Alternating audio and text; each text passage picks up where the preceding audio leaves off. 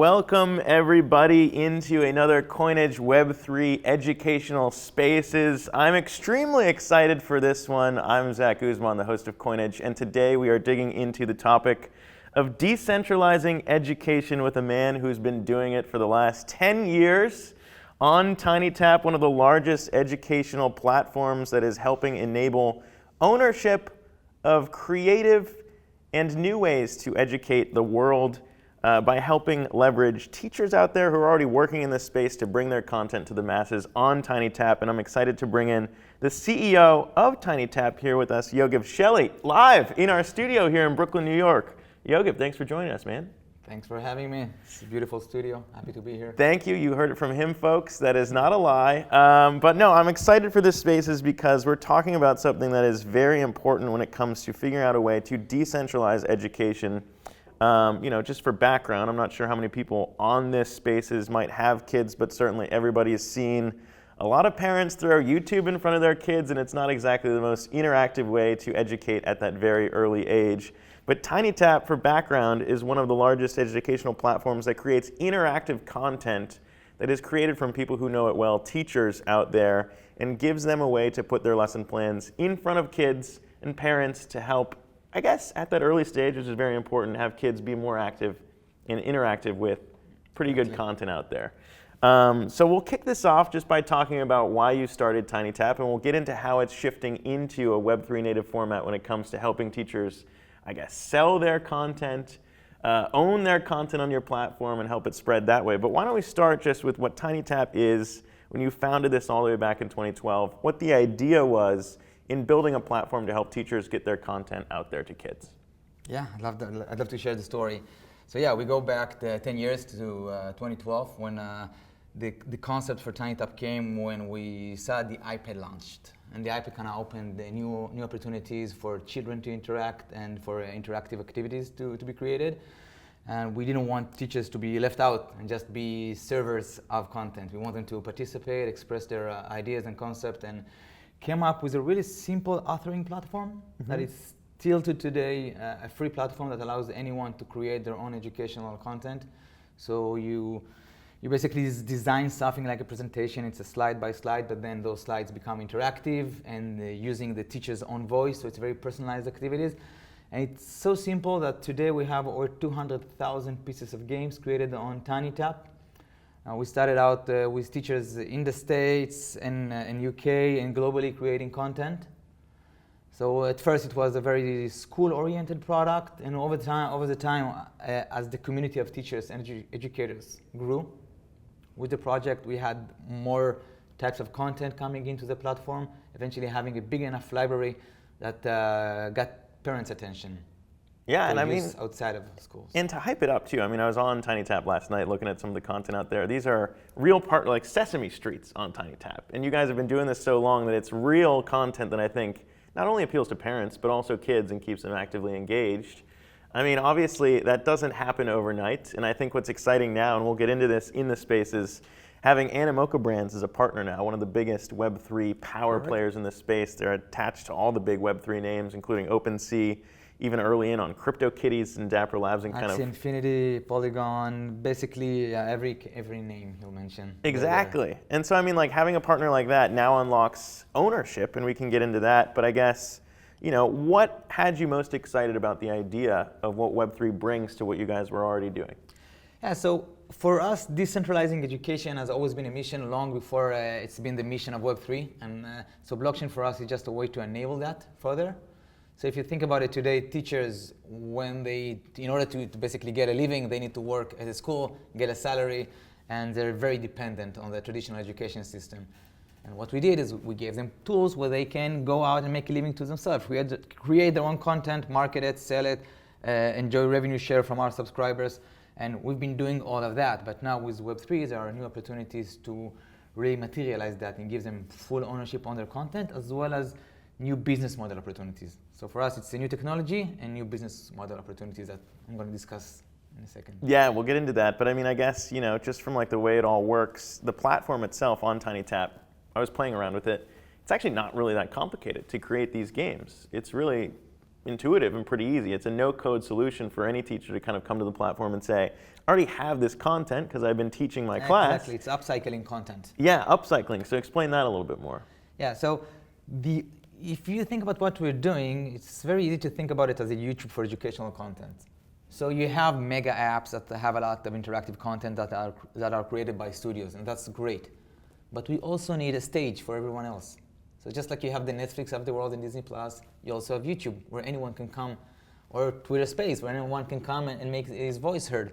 So we're that for interactive, and so we're inviting not only teachers but anyone with educational content, family-friendly content to come and create an interactive version of that. So if you have a book you published or you have a play you're doing, you should also have an interactive content to go along with that. But the problem is that normally to create interactive content takes a team of engineers, takes a lot of time and planning and marketing, and we want it as simple as writing a blog post.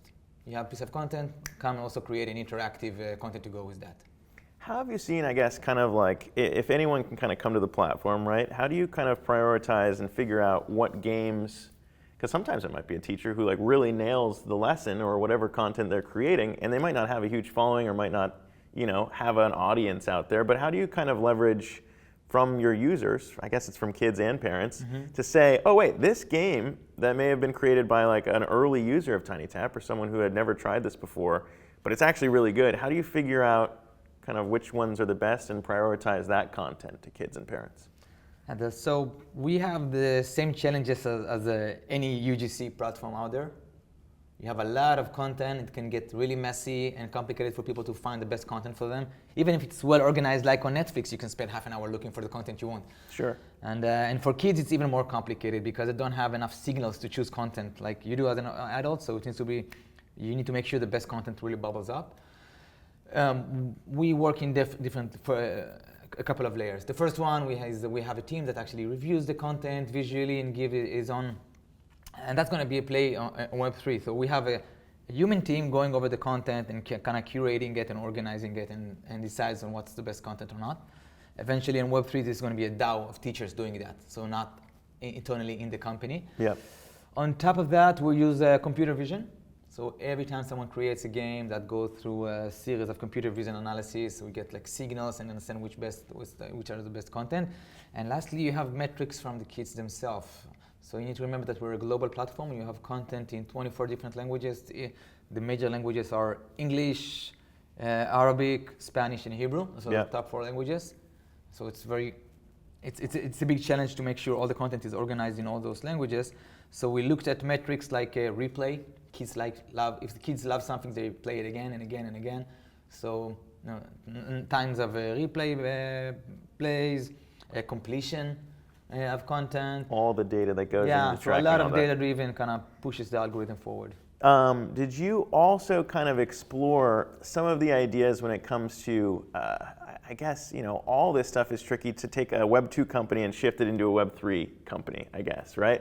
And when we're talking about that, it's extremely exciting to see, first of all, I guess we should just acknowledge it's exciting to see a Web 2 company even want to shift into that. And you mentioned teachers owning this through a DAO. There's a lot of different ways, and for anyone out there, DAO, Decentralized Autonomous Organization, ways to figure out co-ownership of this stuff. How are you guys planning on structuring that as you build this out in the next month or so is when you're really going to be leaning into this Web 3 piece? How did you want to like structure the co-ownership around? Is it that if you put up the content, you can have an NFT around that content, or how do you foresee kind of this co-ownership piece in decentralizing education? Yeah, we're very excited to partner with Animoca in doing that. And Animoca has been an investor in Tinytap since 2016, before even venturing into blockchain. So they were always a big believer in education. But for the both of us, the mission here is to kind of pioneer what it means to co-publish a content. What does digital property means on content? For us, it's an educational course, educational games, but it can be a media show, it can be a book, a movie, or songs. I think every industry is kind of trying to figure it out, how it looks like. So we're venturing into really understanding what it means. And the way we're going to start is by leveraging an important fact about Tinytap. We are not a new concept. We're an existing company. We're generating millions of dollars in revenue from subscribers all over the world, and we're sharing a lot of that, millions actually, back with teachers that are already making a somewhat of a living on Tinytap. We would really want to see those numbers go up for them.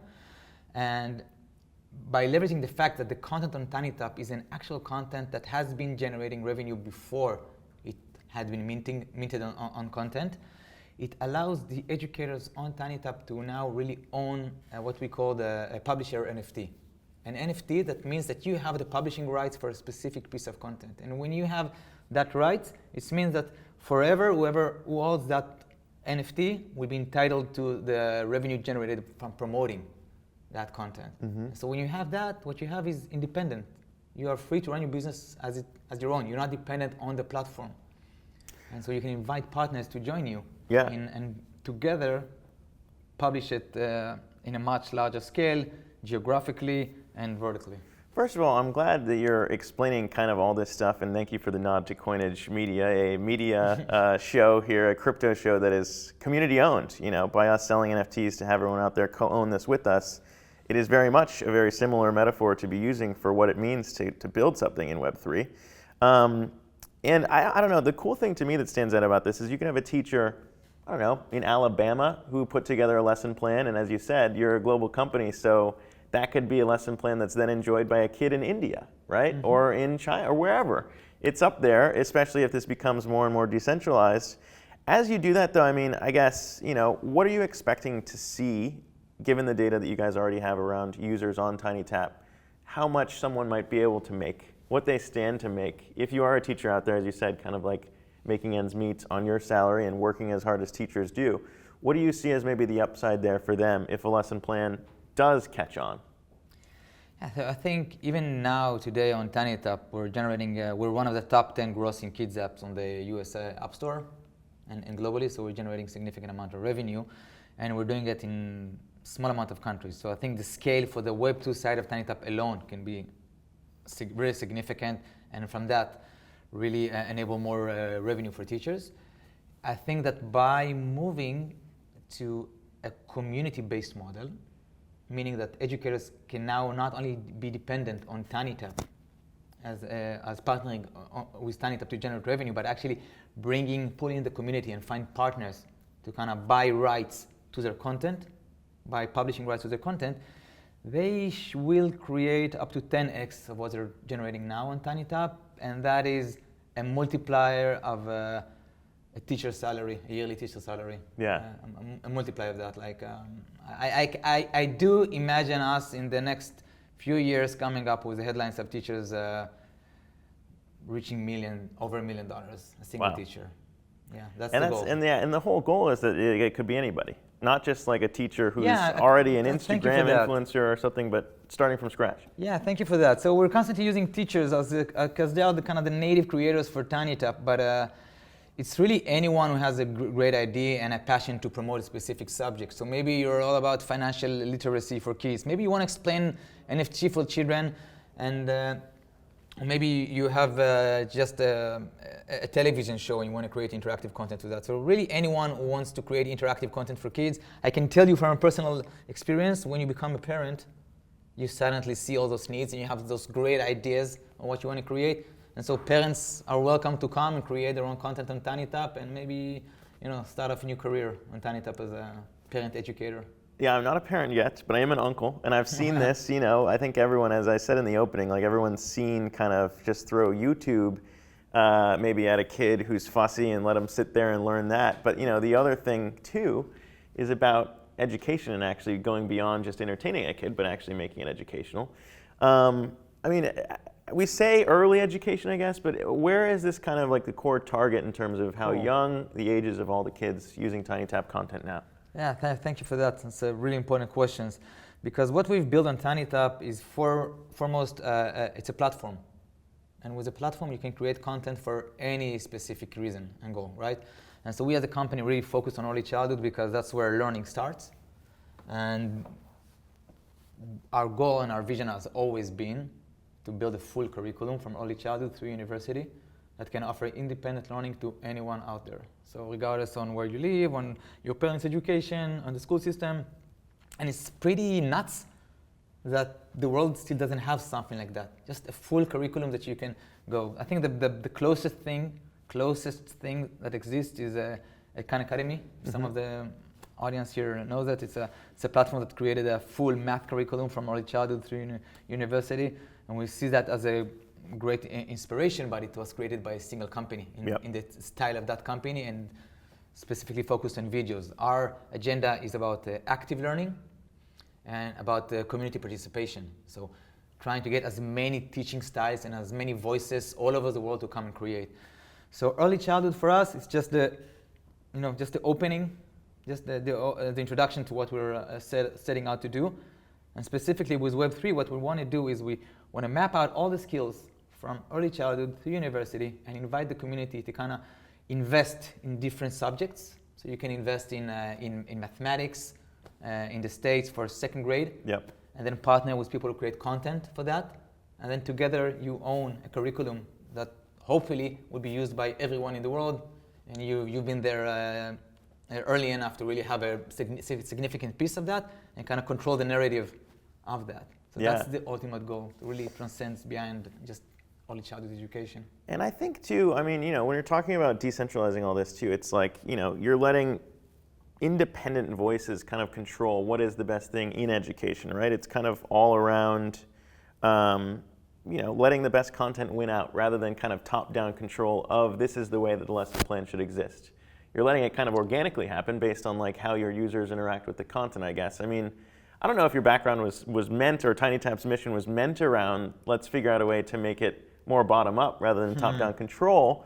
But I mean, how do you kind of see that as maybe a different path forward rather than kind of education as it exists, in public schools, pre-K, lesson plans as they exist today?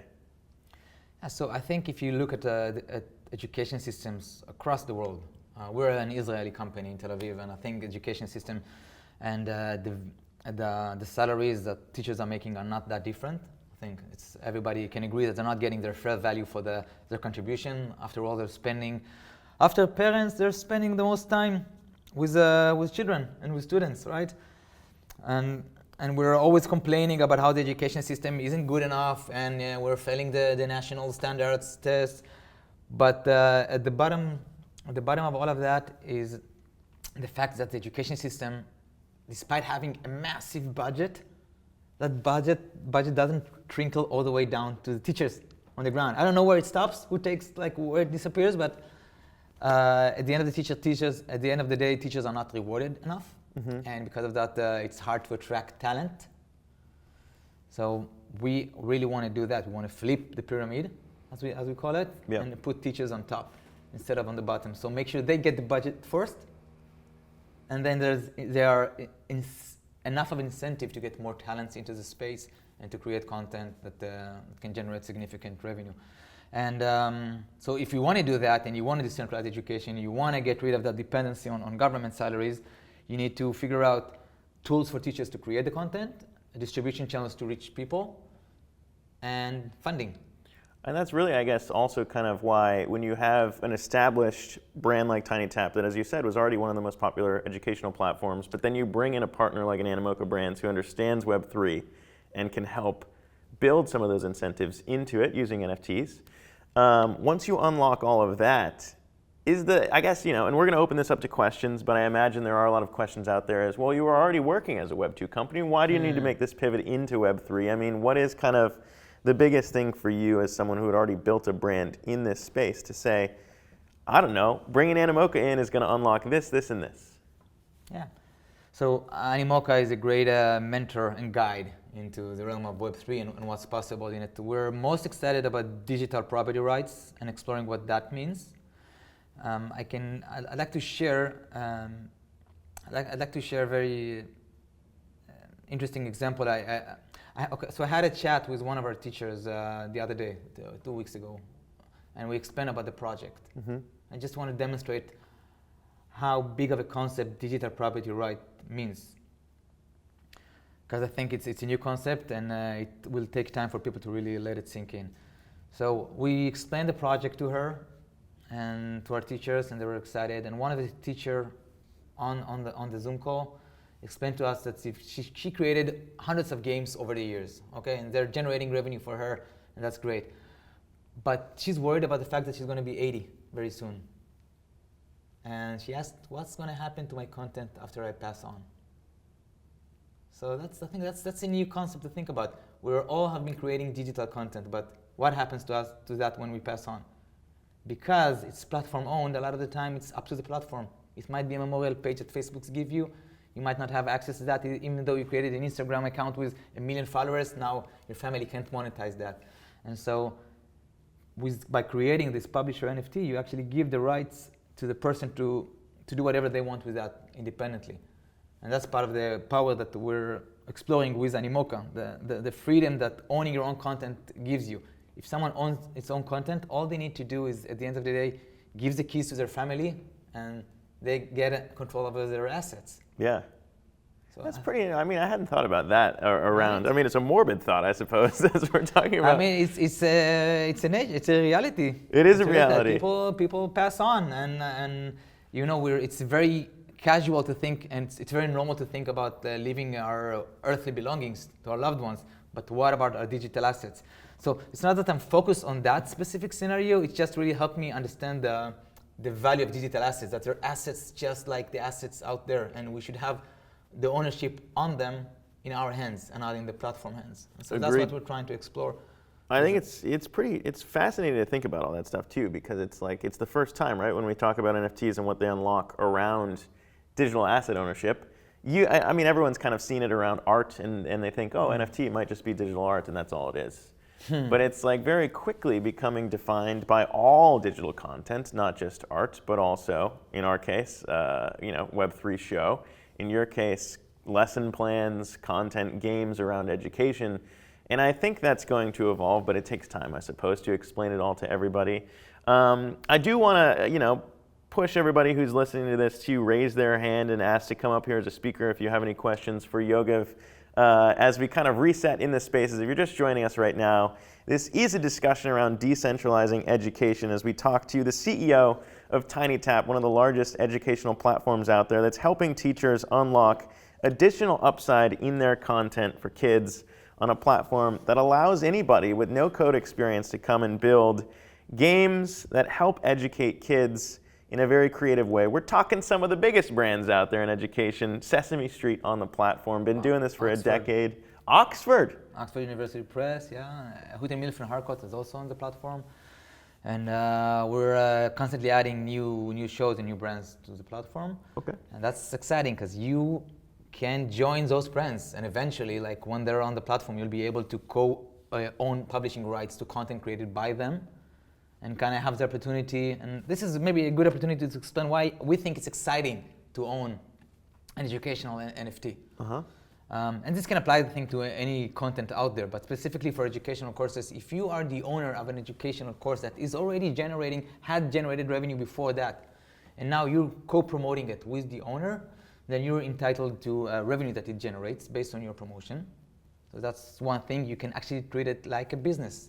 You have the ability to take a piece of content that you care about, maybe it's a subject that you care about, and be creative about how you want to push it like a business. Maybe you want to localize it and sell it directly to your own channels. Maybe you're really good at marketing and you want to push it in that way. Maybe you know schools and you can go and sell it directly, or any other idea that you can have for marketing that. So that's number one. You're actually getting into business with an educator, and you're co-owning a business, and it's a great entrepreneur experiment. That's number one. Second, you're going to support.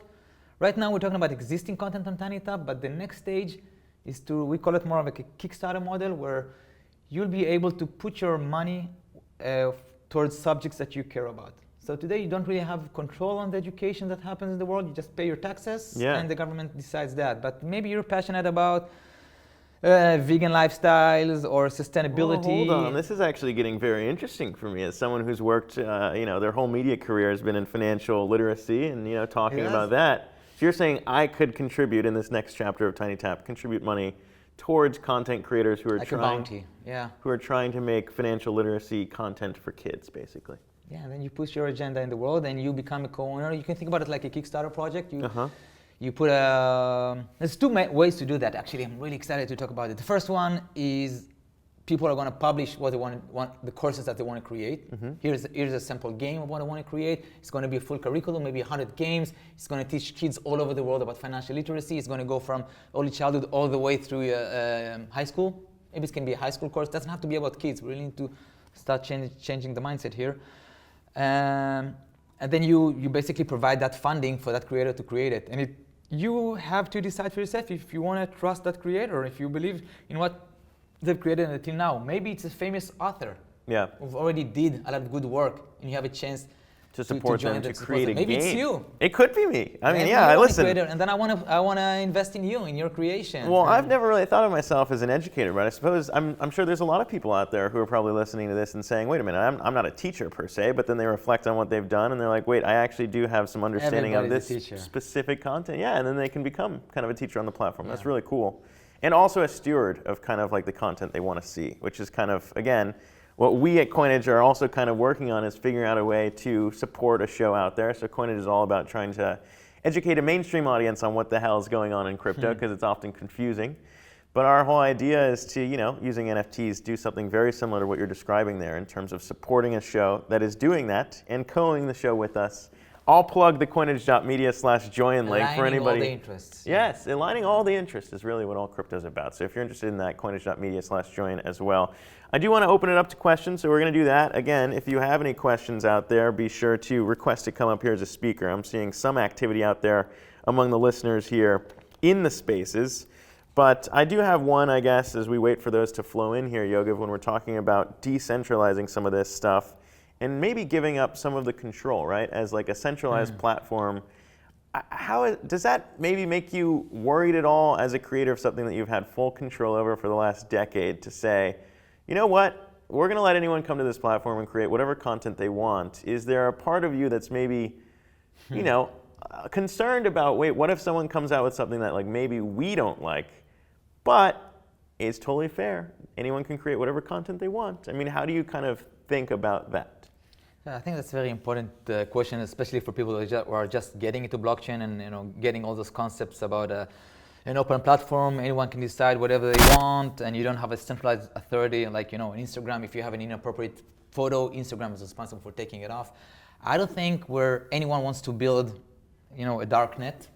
Okay, we really want platforms that we want to hang into, and so it's all about building the infrastructure correctly from the bottom up. So I mentioned that part of the plan is to eventually we're going to have a token, and that token is going to be used for governance by people who hold it, and they're going to have control on what kind of content is in the platform, but on all kind of decisions on where the project will go. But specifically on the content itself, we're envisioning a DAO of educators, people who already created content, to have all the incentives to kind of manage the content that goes onto Tinytap and take care of that. So you imagine someone who wants to mint their content onto the platform, then another educator will get rewarded for peer reviewing that content and deciding whether to accept it or not. So we need a lot of interests to be aligned in order to safeguard the platform. So yes, we have concerns of what will happen next, but we're taking it step by step.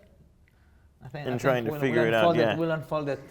I think that's really honestly the only way for any Web3 company right now to be building, because all this stuff is so early that it's almost like no one really knows where it's going, so you can only kind of see 5 feet in front of you and you make decisions along the way. Yeah, there's a lot of open questions, a lot of things to explore, a lot of unanswered questions, and I think that's what's exciting, because a lot of the industries, like the evolution in technology, have been answered. When the iPhone came about like 15 years ago, there was so many opportunities. I think everyone in you were just talking about what kind of app they want to create. And 10 years later, we have a lot of those opportunities materialized, right? So it's a bit boring now. And like blockchain offers this new mindset. I think for someone who's just getting into that, you're only starting to really understand the rabbit hole after like 6 months of reading and listening and constantly thinking about it. It's a really interesting mind exercise. I agree, yeah, and I think, it takes time to educate. One of the jokes we were making earlier is that we're talking about decentralizing education. Right now we are educating about educating. That's part of the challenge, we can help. Yeah, hopefully. I mean, that's what we're all trying to do, and that's what we're trying to do here at Coinage as well. But let's see, I mean, obviously, as I said, if anyone wants to pop up here as a speaker to request asking Yogev any questions himself on the spaces, feel free to do so. I think we have Animoca Brands here in the spaces as well as Tinytap as a co-host. So on your end over there on Tinytap, feel free to bring people up as you see those questions pop up. I mean, for you though, as you've explored this, right, and you've been doing this, as I said, 10 years, is there any kind of story right now that you've seen from like a teacher, as you mentioned one, but teachers who are already in your platform, people who are already in your platform who have said, you know, I really appreciate the opportunity that this platform's given me to kind of reach a larger audience or maybe bring content to life that hadn't existed anywhere else? Yeah, of course, there's a lot of stories like that.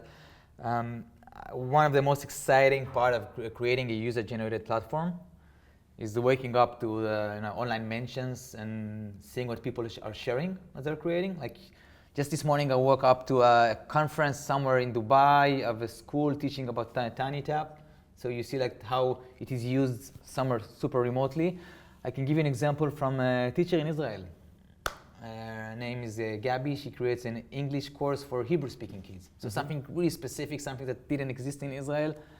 And she made that on Tinytap and recently started using a new tool that we've developed. We've developed an option for teachers to go and bundle their content as courses and sell it directly. Exactly what we're offering people who are going to own the NFT, kind of business opportunities. And so she took that with both of her hands and she started selling it directly to schools. So she now has a team of like 3 people going school to school and selling that content directly, independently of us. So I think that's super beautiful to see that. Another important use case of Tinytap is personalization. So this is something you can't do at scale, right? If you create content, you're normally going to go where the money is at, and that's like English, math, those kind of subjects. And with Tinytap, we see teachers who are creating personalized content that sometimes cater the needs of a specific child. So special needs, that's a big category for Tinytap because you're able to create content that addresses their specific needs. Maybe it can be even UX related. Maybe a child simply can't delicately tap on a button, but you need like a really big area to do that. Maybe you need to not use the color red, but because it can trigger something. So that option to have personalized content in a child's specific language created just for him, that's always moving, and we see it all the time, like globally. I think that's honestly one of the coolest things about Web3, right? And maybe that's something that doesn't click for a lot of people, is the idea of niche content, kind of focused on a very specific audience that might not be represented when it comes to, this huge platform.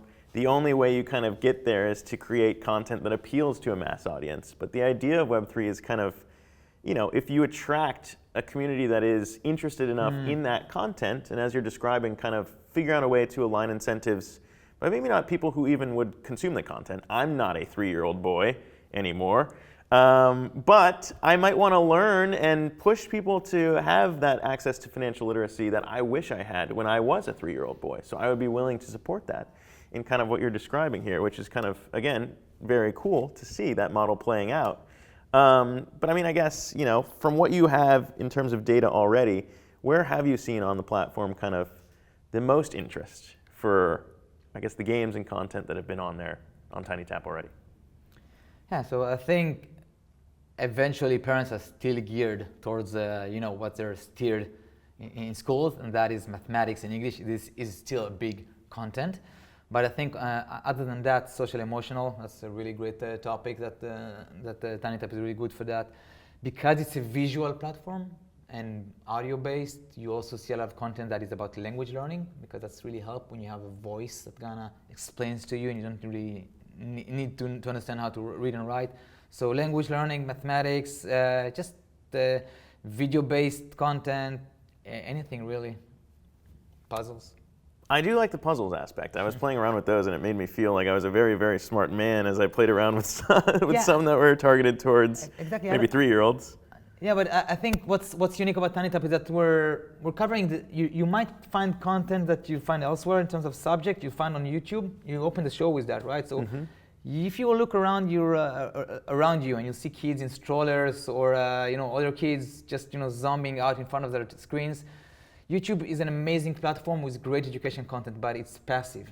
At the end of the day, you don't need to think and everything works. So we're offering an active learning experience when you can really interact with that. I want to go back to the opportunities that Web3 presents. and talk about something that we're really excited about. And that is basically creating something that is more of an ecosystem play. So thinking outside of Tinytap, because we're one of the first educational companies that are entering Web3, and we're an existing company. We're coming with 8 million registered families, over 100,000 educators. We're bringing fiat into Web3. So we have the opportunity to really lead the space on education in Web3. Mm-hmm. And so we want to introduce a very important concept of generating a pool of funding that will support other projects outside of Tinytap. So anyone will be able to do what we're doing with our content and tap into that funding. And I want to explain how. Please. Okay. So I think this is pretty big on what blockchain can enable. We want to leverage the transparency and trust that blockchain has to simplify the process of philanthropy work in the world. So a lot of people are supporting education and investing in that and donating their money to that. But normally the way you do donation today is you give it to some kind of organization and you feel good about it and you forget about it because you have no idea what the money did. I mean, the organization is going to report, but you know a lot of that money is going to be captured in salaries and operation, right? Mm-hmm. What you would really want to see is that money gets to the students. That money transformed into education. And with blockchain, you can do that. So you can lock your money in a cryptocurrency, a special cryptocurrency that sits in a protocol that we will develop. Yep. And that money will only unlock when education happens. So imagine that you put $1 million towards financial literacy for children in Manhattan or Brooklyn. Sorry. And you can rest assured that that money will only unlock when children here will play a course on that topic and we will identify specific digital metric. Yeah, it's fascinating what all of this stuff unlocks, right? When it gets down to the granular level, I guess, and like having some of that, choice around where exactly the money goes and how you play those incentives and unlocking all that stuff. And not needing trust in the middle of it. Yeah. Just you put your money and you see how it transforms to the value you want it to transform. So I think that's going to be really powerful for philanthropy. I want to, as I promised, I said I would open this up to questions. We have one request here from Christy to top on the spaces to figure out some of the things that people are interested in asking you around decentralizing education. I want to bring her up here as a speaker. And everybody else, again, please request to be a speaker in the spaces, and we'll bring you up to ask Yogev some of your questions. And Christy, feel free to fire away.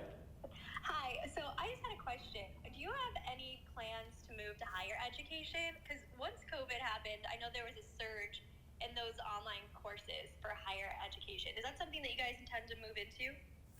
Yeah, absolutely. Thank you for that. So we're always looking at companies like Udemy and Coursera and what they're doing in higher education. We love what they're doing. We think it's very video-based and we can really add value by having interactive activities because it's not just about kids, grown-ups themselves. It's very hard for us to just listen to someone for 40 minutes. You really need to be active about that. What we've built is a platform, so it can be used for any type of content. But other than just creating the content, what you also need in order to make it a successful business is distribution, reaching the audience. And I think that's exactly where Web3 plays. So if someone has ideas for creating content for other ages, they can come to our platform, create it, bundle it as a course, and find supporters who care about that to partner with them in distributing that. So I think that's part of the power of Web3. You can have supporters who invest in a piece of content, and then they also become part of your distribution channel. Exactly. Think about it. For now, we're 25 people in Tel Aviv doing all of that. What happens if 1,000 people hold a piece of content? And want to promote it and throw some money behind promotion and make sure it gets out there and stuff. Yeah, again, it goes back to aligning incentives and all of that.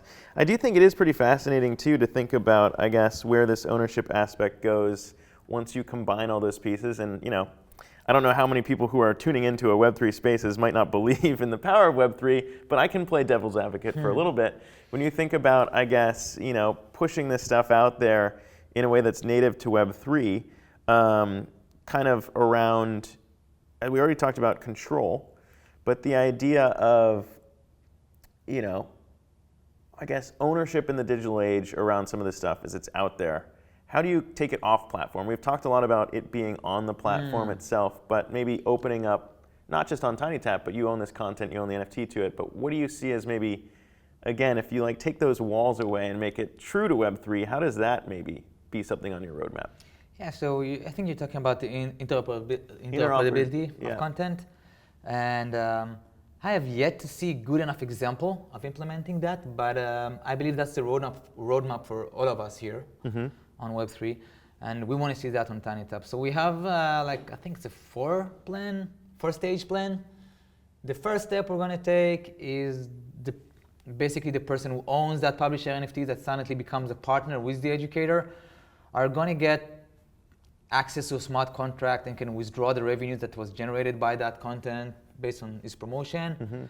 So that's great. That's already for people who are on-chain and understand that. The second stage is to make it so teachers themselves can open wallets, be it if it's directly on blockchain or via a custodial wallet, but then they also have an opportunity to withdraw their money that way. But the third stage is really exciting because right now we are a centralized company, right? We collect money from parents, unsuspecting parents who don't know there's a blockchain model behind it. They're just accessing the content that they want, and I think we also look at Web3 like that, more of a enabler.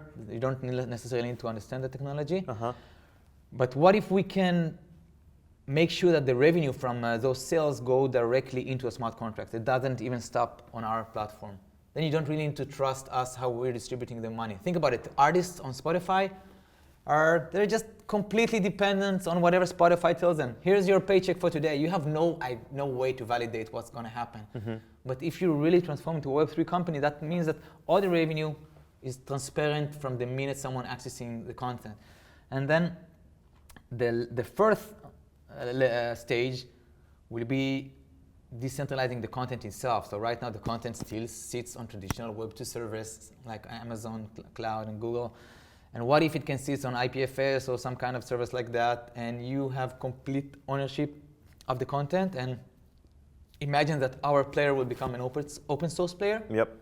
So even if Tinytap doesn't exist tomorrow, your content will be playable for years to come, and it's completely yours. You're not dependent on us. That content can collect money, can distribute it to all that partners, and it's completely yours. And right now it's interactive games and courses, and yes, we're starting with early childhood and we want to mature, but you can imagine like in 5 years time from now that someone is going to publish the next Dr. Seuss on Tinytap, or a very important piece of content that's going to be part of our culture, and you had the chance to own it. Let me ask you this too, though, because we've seen a lot of NFT projects pop up already when we're talking about like ownable and IP that exists. Whether it's Bored Ape Yacht Club or some of the other big NFT projects, CryptoPunks. Gary Vee also has VeeFriends, which I feel like is a little bit more kid-friendly or focused towards kids in the way that those animals look. I think that's his style. Yeah, I think that's the style. He's doing them himself. He's drawing everything himself. Supposedly, and now they've upgraded it and the artwork looks a little bit better now. But I mean, like when you think about that, is the idea, now that Animoca's involved, and I assume there's a lot of interest among the NFT community, seeing this and be like, I wonder if we can get our NFTs on that platform. I mean, is there already a push from a lot of people who are in the space to say, this is a Web3 play in education, maybe we should have our NFTs, which might be the new Hello Kitty, might be the new branding, the new artwork that kids might enjoy. Are you already exploring that, or have you seen interest from some NFT projects that exist? Yeah, absolutely. We believe that one of the best ways to really showcase the power of Tinytap, especially outside of early childhood, is to kind of contribute to the effort that the entire community is doing in educating people about Web3. So we are putting together a course on an introduction to Web3 via the Tinytap platform, and we're seeking partnership with people with great NFTs that will be playing a role as characters in that course. One initiative that we're already doing is that on Tinytap, when you go to create, you have sticker packs. Just like on Instagram, you have sticker packs and you can find images on the web to create with. So one of the sticker packs that we're introducing is the Bored Ape Yacht Club apes. So you can actually create games based on that content. And I think what's special about the Bored Ape project that it really became the cultural phenomenon, and people are trying to see how it is used. It's a bottom-up brand. So instead of taking existing brands and bringing them into Web3, which is very complicated, we're seeing a phenomenon where you have content from Web3, from NFTs, getting out there and trying to figure out what they're doing with it, whether it's fashion or a restaurant or like an actual content with a narrative. And so we're welcoming anyone with a nice collection of NFTs to reach out to us and to co-create with us content. Awesome. We've come up against our upper time limits on the spaces, and we got some questions in there. We fit them in. But Yogev Shelley, the CEO of Tinytap, I appreciate you coming on here, coming all the way to the studio out here in Brooklyn to chat with us today about decentralizing education. Thanks again for the time, my friend. Thank you for having me. This has been great.